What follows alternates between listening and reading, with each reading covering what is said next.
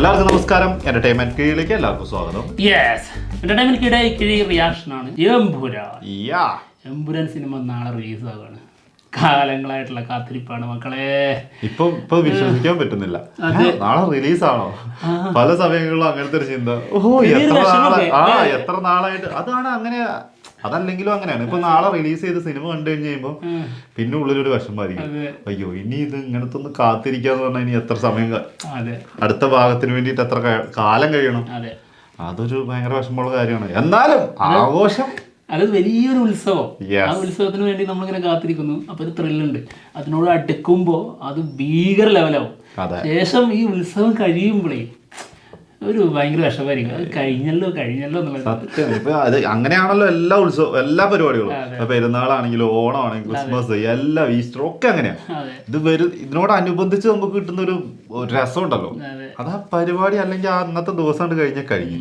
അല്ല, ഈസ്റ്ററിന് രസം ഉണ്ടാക്കാറുണ്ടോ? രസം ഞങ്ങൾ ഉണ്ടാക്കാറുണ്ടോ? ഈസ്റ്ററിന് രസവും സാമ്പാറൊക്കെ വെക്കും. ഞങ്ങളെ ഈസ്റ്റർ അങ്ങനെ. അതിന്റെ അടയിൽ കൂടെ നീ കയറാൻ നിൽക്കല്ലേ? അല്ലാതെ അതിന്റെ അടയിൽ കൂടി തുടങ്ങല്ലേ? തുടങ്ങാം. അതെ, ഞാൻ അറിയാതെ അത് വേണ്ട എന്ന് ഞാൻ എപ്പോഴും തീരുമാനിക്കാറ്. നീ അറിയാതെ അല്ല, നീ അല്ല, ഞാൻ വേറൊരു കുറ്റിയിൽ കൊണ്ടേ കെട്ടിക്കോട്ടെ. കയ്യിലൊരു കയറുണ്ട്, അത് എനിക്കൊരു കുറ്റിയിൽ കെട്ടണം. അപ്പൊ അങ്ങോട്ട് കൊണ്ടുപോവുകയാണ്.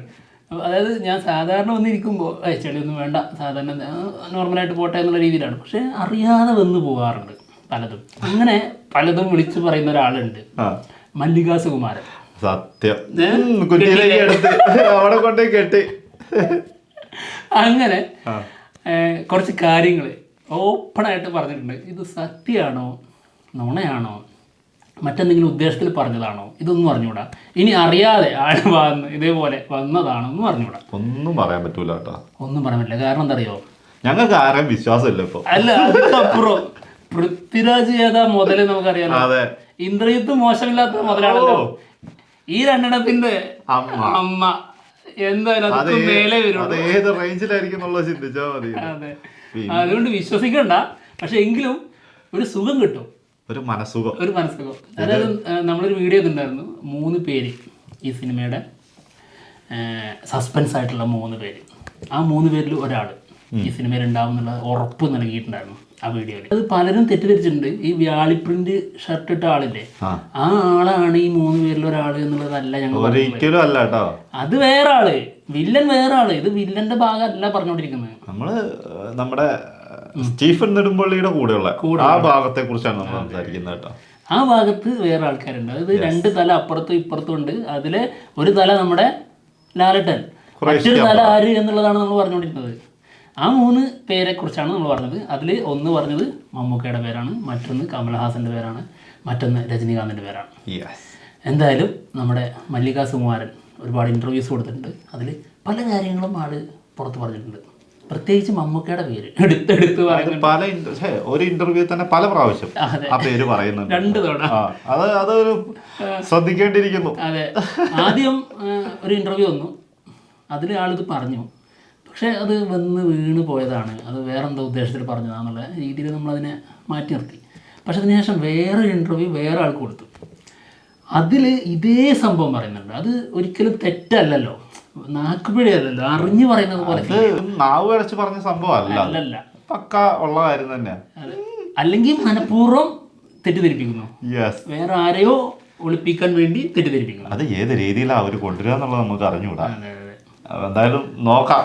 എന്തായാലും 3-ൽ 1-ഓ 2-ഓ ഉണ്ടാവുന്നു കയറ്റിയടിക്കാന്ന്.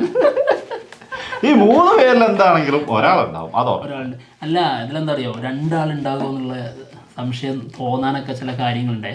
അത് മല്ലികാ സുകുമാരൻ തന്നെ ഒരു ഇൻ്റർവ്യൂവിൽ പറഞ്ഞു. ഒന്ന് മമ്മൂക്ക, ലാലേട്ടൻ, ഇവർ 2 പേരും മലയാളത്തിൻ്റെ മുത്തുമണികളാണ്. ഞാൻ യൂസ് ചെയ്യുന്ന വാക്കുകൾ മാറ്റം ഉണ്ടാവും കേട്ടോ. അപ്പോൾ അവരെ വെച്ച് ഒരു സിനിമ ചെയ്തു എന്നുള്ളത് എനിക്ക് ഭയങ്കര അഭിമാനമാണ്. രാജു അത് ചെയ്തു, അത് അങ്ങനെയാണ് ഇങ്ങനെയാണ് എന്നൊക്കെ പറയുന്നു. അപ്പോൾ അതിലൂടെ ഒരു കാര്യം സ്പോയിലറായി, ഏത് മമ്മൂക്കയും ലാലേട്ടനും ഈ സിനിമയിലുണ്ട് എന്നുള്ളത്. അതായത് എടുത്തു പറയുന്നത് എങ്ങനെ, എമ്പുരാനെ കുറിച്ച് പറയുമ്പോൾ അതിനെക്കുറിച്ച് സംസാരിക്കുമ്പോഴാണ് പറയുന്നത്. ആളത് ഇത് തന്നെ പറഞ്ഞിട്ടാണ് പറഞ്ഞത്. അതായത് എമ്പുരാനെ കുറിച്ച്, എമ്പുരാനിലേക്ക് വരുമ്പോൾ എന്നിട്ട് പറയാണ്, അതായത് മമ്മൂക്കയും ലാലേട്ടനെയും ഒരുമിച്ച് വെച്ചൊരു സിനിമ എൻ്റെ മകൻ ചെയ്യുന്നു എന്നുള്ളത് വളരെ അഭിമാന നിമിഷമാണ് എന്നുള്ള രീതിയിലാണ് പറയുന്നത്. സമ്മതിക്കൂല, ഒളിപ്പിച്ചു വെച്ചത് മൊത്തം ജീവിക്കാൻ സമ്മതിക്കൂല. അതിന് മുൻപൊരു പണി കൊടുത്തതാണ് SSMB 29. സത്യം, അത് ശരിക്കും ആദ്യം പുറത്തു വിട്ടത് ആളാ. ശരിക്കും പൃഥ്വിരാജ് പറഞ്ഞിട്ടാണെന്ന് പറഞ്ഞൂടാ. അമ്മേ പറഞ്ഞോ സമയായിന്ന്. എവിടുന്ന് കാണുന്ന സമയത്തും പൃഥ്വിരാജിനെ കുറിച്ചാണുള്ള ചോദ്യങ്ങൾ വരുന്നത്. അപ്പൊ തന്നെ പറയും, ഒറ്റയടിക്കങ്ങ് പറയും. പിന്നെ അങ്ങനത്തെ ഒരു അല്ല, ഇത് പിന്നെ ഒരു ടൈപ്പ് ചെയ്ത് അയക്കാന്ന് പറഞ്ഞു കഴിഞ്ഞാൽ അതിൻ്റെതായ സമയമുണ്ട്. വളരെ പെട്ടെന്ന് അങ്ങ് സ്പോണ്ടേനിയസ് ആയിട്ട് വരുന്നതല്ലല്ലോ. ടൈപ്പ് ചെയ്ത് അയക്കുമ്പോൾ നമ്മുടെ മനസ്സിലേക്ക് ഇത്ര സമയം കിട്ടുന്നുണ്ട്, ഇത് വേണ്ട മാറ്റിയേക്കാന്ന് അങ്ങനെ കരുതുന്നില്ലല്ലോ. അതെ, അതായത് ഏത് നമ്മുടെ SSMB 29 പൃഥ്വിരാജ് ഉണ്ട് എന്നുള്ളത് പുറത്തുവിട്ട കാര്യം പറയുന്നത്.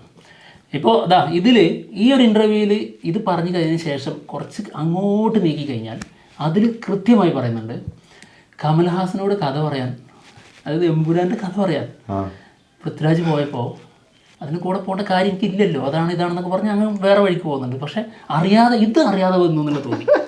കമൽഹാസൻ കഥ പറയാനായിട്ട് പോയിട്ടുണ്ട്. പല കാര്യങ്ങളും അറിയാണ്ട് പറഞ്ഞു പോകുന്നതൊക്കെ തന്നെയാണ്. പക്ഷെ അറിഞ്ഞു പറയുന്നതുമാണ്.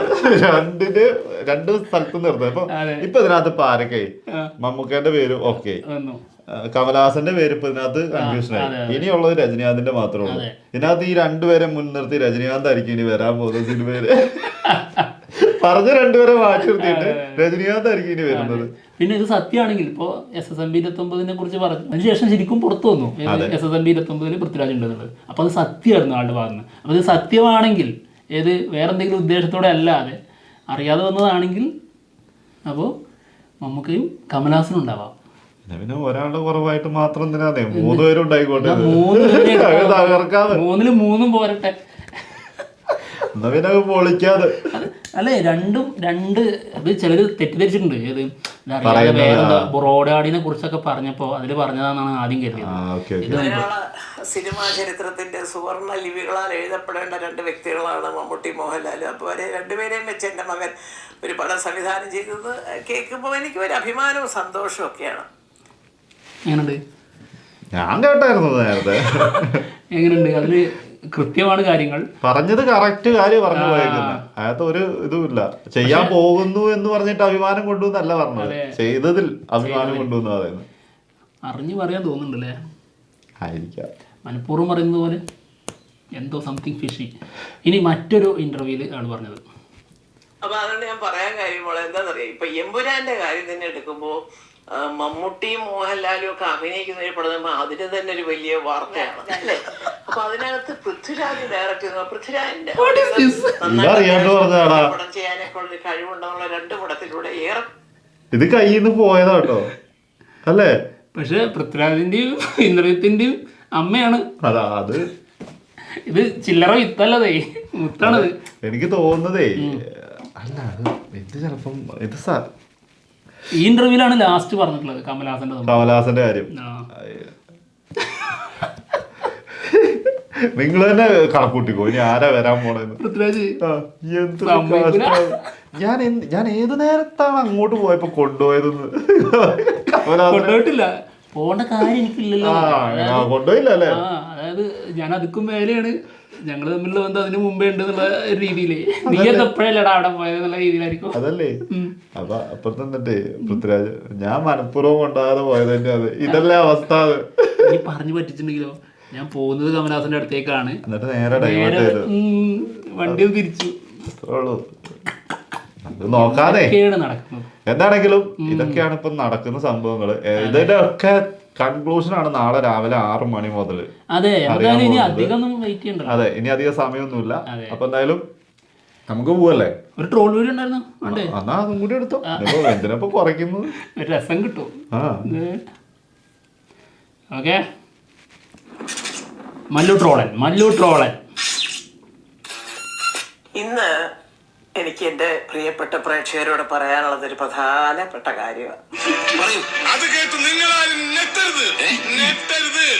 ഖുറേഷി എബ്രാഹിമിനെ കാണാം എന്തൊക്കെ പറഞ്ഞല്ലാതെ ഒരുത്തരും ഭയങ്കര സസ്പെൻസ് ആയി.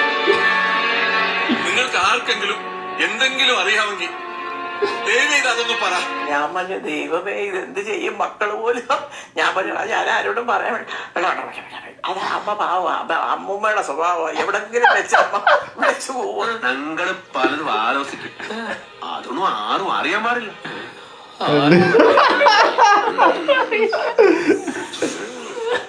ഒന്നും ചോദിക്കരുത്, എല്ലാ സസ്പെൻസ്. അതുകൊണ്ട് ഇപ്പൊ ഞാൻ അതിനുശേഷം 2 മക്കളോടും ഒന്നും ചോദിക്കാറില്ല.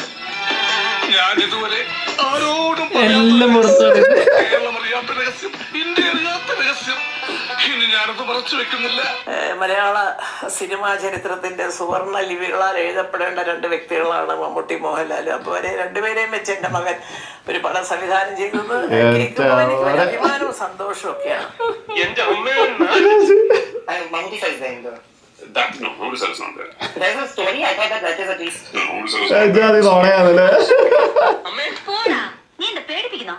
അത്രേ ഉള്ളൂ. അമ്മല്ലേ നല്ല പടമായിരിക്കും.